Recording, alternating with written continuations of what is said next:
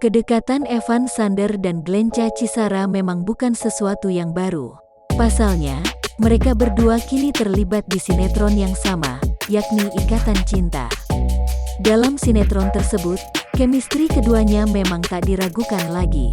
Bahkan, keduanya sukses bikin baper penonton setia sinetron tersebut. Tak hanya di depan layar kaca, di dunia nyata pun mereka terlihat dekat satu sama lain. Terlihat saat Evan memposting di akun Instagramnya, Glenca memberi komentar emotikon hati berwarna putih. Bahagia itu sederhana, sesederhana kamu tersenyum dan bersyukur dengan apa yang sudah kamu punya, tulis Evan. Glenca Cisara dan Evan Sanders terlihat semakin dekat sejak dipasangkan menjadi suami istri di Ikatan Cinta. Selain berita kedekatan Glenca dengan Evan Sanders, tampaknya ia juga diisukan tengah terlibat konflik dengan pemain lain di sinetron Ikatan Cinta.